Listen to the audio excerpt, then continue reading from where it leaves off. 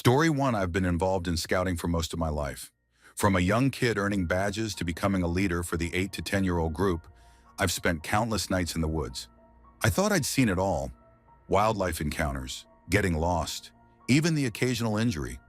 But there's one night that still haunts me, a night that made me question everything I thought I knew about the forest I'd come to love. It was during a camping trip a few years back. We were at a new site, a massive terrain that we hadn't had time to fully explore before the kids arrived. Usually we scout the entire area to mark any dangerous spots, but this time it just wasn't possible. The forest seemed to stretch on endlessly, dark and dense. On every camping trip, we have what we call a night game. It's a tradition where we leaders dress up as monsters and hide in the woods while the kids complete tasks at various checkpoints. It's all in good fun, meant to give the kids a thrill without any real danger, or so we thought. That night I was assigned to an area between checkpoints. It was perfect for chasing after the kids. An open stretch with little foliage, just trees scattered here and there. The darkness was thick, the kind that plays tricks on your eyes. I couldn't use my flashlight or the kids would spot me from a mile away, so I relied on the weak moonlight filtering through the branches. As I waited for the first group of kids to come through, I started noticing something odd. A shadow about my size seemed to dart between the trees. At first I brushed it off as my imagination. The forest can do that to you, especially on a night like this. But it kept happening, this vague shape just at the edge of my vision. The game was nearing its end when I saw the shadow again. This time, it wasn't moving. It was just standing there near a tree not far from me. I figured it must be one of the other leaders, maybe trying to coordinate our scares. I decided to go over and check. It was almost time to head back anyway. I aimed my flashlight towards the tree and started walking. As I got closer, I could make out a figure dressed in what looked like a torn burlap sack. Their head was covered with what seemed to be white plastic bags, tied together haphazardly. Something felt off, very off. A sense of dread began to creep over me. "Hey, everything okay?" I called out. No response, just a weird sound, like someone knocking on wood. I moved closer, now about 10 meters away. That's when I realized the knocking sound was coming from the figure repeatedly smashing their head against the tree. I could see now it was a man. His arms and legs were caked with mud, hands contorted in an unnatural position. He was barefoot. Convinced it must be one of the other leaders taking the prank too far, I shouted, "Knock it off! You're going to hurt yourself!" Slowly, so slowly, he turned his head towards me. Then he started walking in my direction. Every instinct in my body screamed at me to run. It didn't matter if this was just an elaborate prank. Something felt dangerously wrong. I turned and sprinted back towards the camp, hearing footsteps pounding behind me. I didn't dare look back, afraid of losing my footing in the dark forest. I burst into the campsite, out of breath and shaking. To my shock, every single leader who could have been in costume was already there, in their normal clothes. There was no way any of them could have beaten me back and changed so quickly. I tried to explain what had happened, but they just looked at me strangely, thinking I was trying to scare them. We left it at that, but I couldn't shake the feeling of unease that had settled over me. The next morning, determined to prove to myself that it had all been some kind of misunderstanding, I convinced another leader to come back to the spot with me. We found the tree easily enough. It was the only one in that area with deep gouges in the bark. But what we found nailed to it made my blood run cold. A rabbit, dead, skinned, and in an advanced state of decomposition. We called the police immediately. They came, looked around, and brushed it off as a prank by another scouting group or some kids from the nearby town. But their dismissal didn't sit right with me. The way they reacted, it was almost like they'd seen this before. We didn't see anything else strange for the rest of the camp, and life went on. But I've never been able to shake that night from my memory.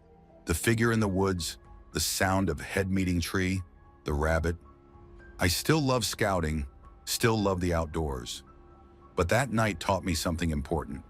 The forest isn't just a playground. It's a place of mystery, of the unknown. And sometimes the scariest things out there aren't the animals or the dark. Sometimes they're the things that look almost human, but not quite. Story 2. I've always been a bit of an adventurer, But nothing could have prepared me for what happened during my camping trip in the Appalachian Mountains last summer. My girlfriend Sarah and I had been planning this trip for weeks. We're both experienced hikers and campers, so we thought we knew what we were getting into. We'd chosen a remote spot in the George Washington National Forest, deep in the Virginia wilderness. The plan was to spend 3 nights there, completely off the grid. We arrived at the trailhead around noon on a Tuesday. The weather was perfect, warm but not too hot, with a light breeze rustling through the trees. As we shouldered our packs and started down the trail, I remember feeling a sense of excitement mixed with a strange unease. Looking back, I wonder if that was some kind of premonition. The hike to our campsite took about 4 hours. We passed a few other hikers early on, but as we got deeper into the forest, the trail became more overgrown and the encounters with other people stopped completely. By the time we reached the small clearing where we planned to set up camp, we hadn't seen another soul for at least 2 hours. We set up our tent, gathered some firewood, and settled in for the evening. As the sun started to set, the forest came alive with the sounds of crickets and frogs. We cooked dinner over our small campfire and talked about our plans for the next day's hike. Everything seemed perfect. It was around midnight when things started to get weird. We'd been asleep for a couple of hours when I was jolted awake by a sound I couldn't quite place. It was like a low mechanical hum, but it seemed to be coming from all around us. I nudged Sarah awake, and we listened in tense silence. "What is that?" she whispered, her voice tight with fear. "I don't know," I replied, trying to sound calmer than I felt. "Maybe it's just the wind?" But we both knew it wasn't the wind. The sound was too regular, too artificial. It continued for about a minute, then abruptly stopped. We waited, barely breathing, but it didn't return. After what felt like hours but was probably only about 20 minutes, we managed to fall into an uneasy sleep. The next morning, we woke up to find our campsite undisturbed. In the daylight, it was easy to dismiss our fears from the night before. We laughed it off as our imaginations running wild and set out for our planned day hike. The day passed without incident. We hiked about 10 miles round trip to a beautiful waterfall, took some photos, and headed back to our camp. As we walked, I couldn't shake the feeling that we were being watched. Every time I turned around, though, there was nothing there but trees and underbrush. We got back to our campsite just as the sun was setting. As we approached the clearing, Sarah suddenly grabbed my arm. "Look," she said, pointing towards our tent. At first, I didn't see anything unusual. Then I noticed it. Our tent flap was open. I was sure we'd zipped it closed when we left that morning. "Maybe an animal got in," I said. But even as the words left my mouth, I knew that wasn't it. The zipper was still intact, and there were no signs of an animal having been there. We approached cautiously. Nothing seemed to be missing or disturbed inside the tent, but there was something new. A small, smooth stone placed right in the center of Sarah's sleeping bag. It was dark green, almost black, and felt unnaturally cool to the touch. "We need to leave," Sarah said, her voice shaking. "Right now." I wanted to argue, to say we were overreacting, but deep down, I knew she was right. We quickly packed up our gear, my eyes darting around the darkening forest the entire time. Just as we were about to leave, I noticed something that made my blood run cold. A set of footprints leading away from our tent into the woods. They weren't ours. We practically ran down the trail, using our headlamps to light the way. Every snapping twig or rustling leaf made us jump. About an hour into our hike, we heard it again, that strange mechanical hum. This time, it was definitely closer. We picked up our pace, half jogging down the rocky trail. The sound seemed to be following us, always just out of sight in the darkness, beyond our headlamp beams. Then suddenly it stopped. We paused, catching our breath and straining our ears. The forest had gone completely silent. No crickets, no frogs, nothing. That's when we saw the lights. They appeared through the trees ahead of us, a series of pulsing blue-white orbs floating about 6 feet off the ground. They moved with an eerie, fluid grace weaving between the trees as they approached us. "Run!" I yelled, grabbing Sarah's hand. We sprinted down the trail, branches whipping at our faces as we ran. I could hear the lights behind us, moving faster now, accompanied by that mechanical hum which had grown to a deafening roar. Just when I thought my lungs would burst, we burst out of the tree line onto the gravel parking lot where we left our car. Without stopping, we ran to the car, threw our packs in the back, and peeled out of there as fast as we could. As we sped down the winding mountain road, I kept checking the rearview mirror, half expecting to see those lights pursuing us. But there was nothing but darkness behind us. We drove straight through the night, not stopping until we were back in our hometown, over 200 miles away. We didn't speak much during the drive, both of us trying to process what had happened. We reported our experience to the park rangers, but they seemed skeptical. They said they'd look into it, but we never heard anything back. I've scoured the internet for similar stories from that area, but haven't found anything concrete. The one thing I can't shake is the memory of that stone. In all the chaos of our escape, we left it behind in the tent. Sometimes I wonder if I imagined it, but Sarah remembers it too. We've tried to find something similar, but nothing quite matches what we saw and felt that night. Story 3. I've always been drawn to the outdoors, and hiking has been a passion of mine for years. But there's one experience that still sends chills down my spine whenever I think about it. It happened a few years ago when my friend Sarah and I decided to take on the challenge of hiking in Andorra, that tiny country nestled in the Pyrenees between France and Spain. We'd planned our route meticulously, or so we thought. But as anyone who's spent time in the mountains knows, things don't always go according to plan. On our second day of hiking, we somehow managed to lose the trail. We wandered for hours trying to get our bearings, checking and rechecking our compass. It wasn't until we came across a trail marker that we realized we'd somehow crossed the border into Spain. By this point, we were exhausted, our water was running low, and the sun was starting to dip towards the horizon. We'd found a trail, but without a map of the area, we had no idea where it led. We just knew we needed to find civilization before nightfall. That's when we saw him. About 100 yards ahead of us on the trail was a man walking 2 golden retrievers. Even from a distance, we could see he was young, probably in his late 20s or early 30s, with climbing gear slung over his shoulder. The sight of another person filled us with relief. We picked up our pace, calling out to him. When we finally caught up, we were out of breath and probably looked a mess. But the man just smiled warmly at us. His dogs, 2 beautiful golden retrievers, circled around us, tails wagging. "Are you lost?" he asked in perfect English, his accent hard to place. We explained our situation, and he listened patiently. Then, without hesitation, he told us exactly where we were and where we needed to go. There was a town about 12 kilometers away, with a hotel where we could stay the night. But better yet, there was a smaller town just 6 kilometers down the trail where he'd parked his car. "I can give you a lift for the last stretch if you'd like," he offered, "but I'm in a bit of a hurry, so we'll need to move quickly." Sarah and I couldn't believe our luck. We thanked him profusely and set off down the trail together, the golden retrievers bounding ahead of us. As we walked, we chatted with the man. He told us he was a local who often came to these mountains for rock climbing. He asked about our trip, our homes back in the States, our jobs. He was charming and easy to talk to, and for a while we forgot about how tired and scared we'd been just moments before. But as we continued down the trail, Sarah and I started to lag behind. We were exhausted from our day of being lost, and despite our best efforts, we couldn't keep up with the man's brisk pace. He and his dogs pulled ahead of us, disappearing around a bend in the trail. "We need to catch up," Sarah panted. "We can't lose him." We pushed ourselves, practically jogging down the trail. We rounded the bend, expecting to see the man and his dogs just ahead of us. But the trail was empty. We stopped, confused. The path ahead of us stretched out in a straight line for at least half a mile. There was nowhere to turn off, no side trails, nothing but the main path cutting through the forest. But there was no sign of the man or his dogs. "Hello," I called out. My voice echoed back to me, but there was no response. Sarah and I looked at each other, a chill running down my spine that had nothing to do with the cooling evening air.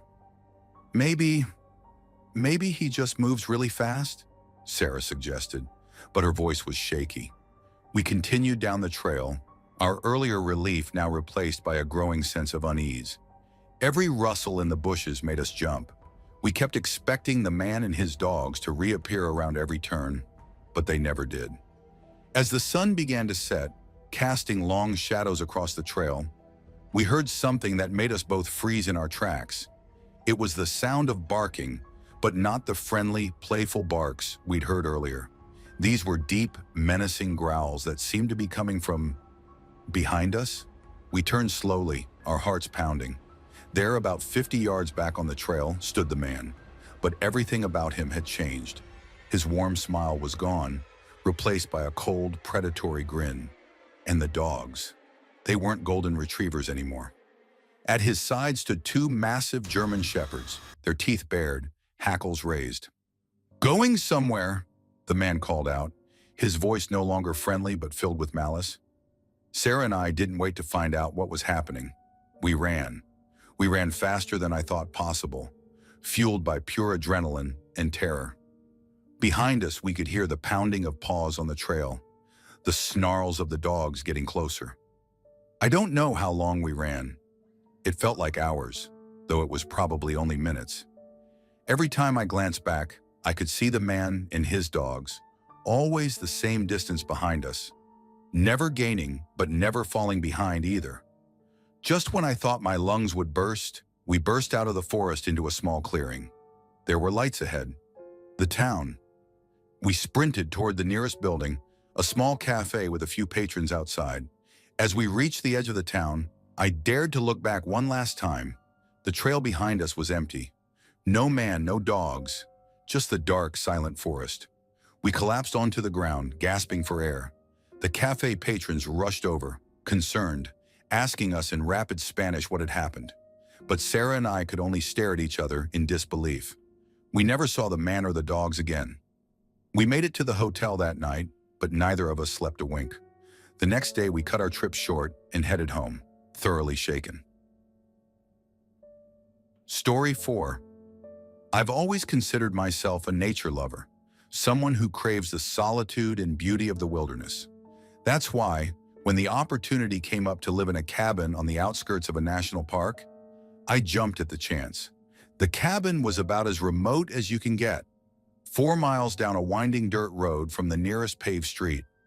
We had no electricity, no running water, and the property bordered the vast expanse of the national park.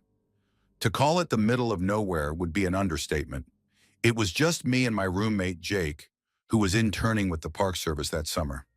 At first it was idyllic, days spent exploring the surrounding forest, evenings watching the sun set behind the trees, nights filled with more stars than I'd ever seen in my life. But as the weeks went by, something started to change. It began with a feeling, that prickle on the back of your neck when you think you're being watched. Then came the sounds.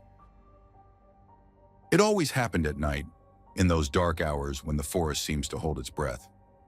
Footsteps, slow, deliberate, moving through the underbrush around our cabin. The first few times I heard them, I convinced myself it was just an animal, a wild pig maybe, or one of the feral cats that roamed the area. But there was something about the rhythm, the weight of those steps, that didn't seem quite animal. I'd lie awake, straining my ears, heart pounding. The footsteps would approach, pause, then move to a different spot.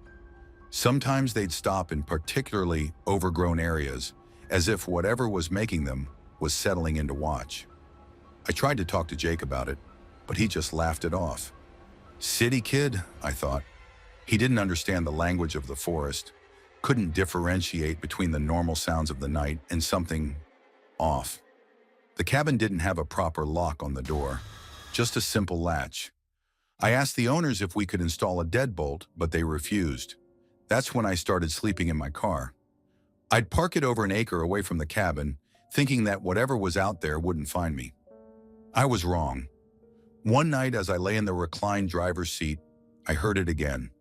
Footsteps, closer this time, circling my car. I lay there barely breathing, praying that whatever it was wouldn't try the door handle. After what felt like hours, the footsteps receded, but sleep didn't come that night, or many nights after. I couldn't take it anymore. The constant fear, the sleepless nights, the feeling of eyes always watching, it was too much. I moved out, leaving Jake behind. He still thought I was overreacting, letting my imagination run wild in the unfamiliar silence of the forest. Weeks passed, and I tried to put the experience behind me. Then I got a call from Jake. He'd been robbed, twice. Someone had come into the cabin while he was out and taken some of his belongings. Now he was starting to believe me, starting to feel the fear I'd lived with for months. Finally, he did what we should have done from the beginning. He set up motion-triggered cameras around the property. The images he captured chilled me to the bone. There was a man, not an animal, not a figment of my imagination, but a real flesh-and-blood man. He carried a long rifle, hiking up to the property under cover of darkness. The cameras caught him setting up in the bushes, his gun trained on the cabin, watching, waiting. All those nights I'd spent paralyzed with fear, convincing myself I was imagining things. I had been right all along. There was something out there in the darkness. Someone. The police were called, of course. They searched the area but found no trace of the man. Jake moved out immediately, and the cabin stands empty now, as far as I know. Story 5, I've been a park ranger in the Southeast for over a decade now, and I've seen my fair share of strange and beautiful things. But there's one experience that still haunts me. Not because it was scary, but because it was, well, I'm not sure there's a word for it. Beautiful and tragic all at once, I guess. It's not something I talk about often, but I feel like I need to share it, to honor the memory of two people who taught me a lot about love and life in their final moments. It was about 7 years ago in the height of summer. The park was busy, as it always is that time of year, but there was this one couple that caught my eye. They were older, probably in their late 60s or early 70s, and they kept coming back day after day. At first, I didn't think much of it. We get a lot of tourists who visit multiple times during their stay, but after the third day, I got curious. I approached them as they were studying a map near the visitor center. They were a sweet couple, holding hands like teenagers. The man had this twinkle in his eye when he looked at his wife, and she had the kindest smile I've ever seen. They introduced themselves as Jack and Marie, visiting from Arizona. As we chatted, they told me their story. They'd gotten engaged in this very park almost 50 years ago. Now they were trying to find the exact spot where Jack had proposed, but the landscape had changed so much over the decades that they were having trouble locating it. I'm not usually one for sappy stories, but something about their love and dedication touched me. I offered to help them find the spot. They showed me some old faded photos they'd brought along, and I thought I recognized the area. It was off the main trails in a section of the park that had been partially rerouted due to erosion over the years. The next morning, I picked them up in my Ranger vehicle and drove them as close as I could get. From there, we hiked for about an hour. Jack and Marie moved slowly, but they were determined. I noticed Marie seemed a bit out of breath at times, but she waved off my concerns with a smile. Finally, we reached a clearing by the river. The moment we stepped into it, their faces lit up. This was it, the place where their journey together had begun half a century ago. The trees were taller, the river had carved a slightly different path, but the essence of the place was unchanged. I've never seen two people so happy. They hugged each other, then me. Marie had tears in her eyes as she thanked me. Jack shook my hand and said, "Son, you've given us a gift we can never repay." I felt like I was intruding on a private moment, so I told them I'd leave them to enjoy their special place. They asked how to get back to the main trail, and I gave them directions. It was an easy route, mostly downhill.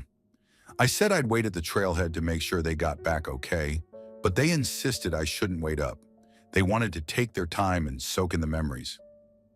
As I hiked back, I felt good. It's not often in this job that you get to be part of something so meaningful. But as the day wore on and I didn't see Jack and Marie return, a nagging feeling started to grow in my gut. By closing time, there was still no sign of them. I told my assistant to wait at the entrance while I went back to check on them. The hike seemed longer this time, my sense of unease growing with each step. When I reached the clearing, the sun was setting, painting the sky in brilliant oranges and pinks. And there by the riverbank, I saw them. They were lying together, Jack spooning Marie, their hands intertwined. For a moment, I thought they were sleeping, but as I got closer, I knew they were gone. I've dealt with deaths in the park before. Accidents, heart attacks, even the occasional suicide. But this was different. There was a sense of peace about them, like they'd simply decided to fall asleep together one last time. I called it in, and soon the place was swarming with police and paramedics. I gave my statement, went through all the necessary procedures, but it all felt surreal. When I finally got home that night, I sat on my porch for hours, just thinking about Jack and Marie. A few days later, I learned more about what had happened. Marie had been diagnosed with terminal cancer. They'd come to the park not just to revisit their engagement spot, but to say goodbye to the world together. They'd brought along a mixture of pills, something they'd apparently planned for a while. Some might see it as tragic, and I suppose it is. But the more I think about it, the more I see it as a final act of love. They chose to leave this world the way they'd lived in it, together, in a place that held their happiest memories. I've often wondered if I could have done something differently, if I should have recognized what they were planning. But deep down, I know they didn't want to burden anyone else with their decision. They just wanted one last moment of joy together.